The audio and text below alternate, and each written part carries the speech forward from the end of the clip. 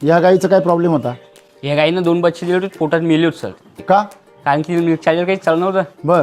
मग नंतर जेव्हा येईन सांगितलं मग तिला मिल्क चार्जर चालू कर. बरं. डॉक्टर म्हणे तिची काही जगण्याची हे नाही म्हणे, गॅरंटी घेतली नव्हती डॉक्टरनं. गाय खाली बसून गेली होती सर. तिसऱ्या वेळेस? हो, म्हणजे हिच्यापासूनच खास मिल्क चार्जर चालू झालं सर. तर बसून गेली, डॉक्टरनं सलाईन दिली. डॉक्टर म्हणे गायची काही मी गॅरंटी घेऊ शकत नाही म्हणे. बर. मग हे भेटले, हे म्हणे मिल्क चार्जर वापर म्हणतो. बर. मग बुलढाण्यावर मिल्क चार्जर आणलं 5 किलोची बकेट. आल्याला 100 ग्रॅम दिलं सकाळ संध्याकाळ. 2 दिवसात गाय उभी राहिली मस्त.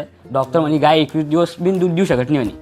पण 6व्या दिवशी गायीने 5-5 लिटर दूध दिलं सर. डॉक्टरांचा अभ्यास एकदम बरोबर आहे, त्यांचं काहीच चूक नाही. त्यांना जे शिकलेले ते अभ्यास, त्यांनी जे प्रॅक्टिस केलेले ते त्याच दृष्टीने बोलणार. ते त्यांच्या अभ्यासक्रमानुसार बरोबर बोलताय. परंतु त्यांना वैदिक माहिती नाही ना काही. सगळ्यात मेन गोष्ट म्हणजे आपलं भारतीय परंपरेमध्ये, संस्कृतीमध्ये वेदाच्या काळामध्ये काय शेती होती, काय व्यवसाय होता, काहीच नाही माहिती.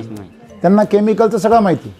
का डॉक्टरांनी जे तुम्हाला डिसिजन दिले किंवा सूचना दिल्या त्या त्यांच्या दृष्टीने बरोबर होत्या. म्हणजे जे मेडिकल सायन्स सांगतं ते डॉक्टर सांगतात. वैदिक शास्त्र काय सांगतं की रोग नाहीच आहे जगामध्ये. ते काय म्हणतं कुपोषण आहे, कमजोरी आहे. तुम्ही कमजोरी दूर करा, रोग आपोआप नाहीसा होतो.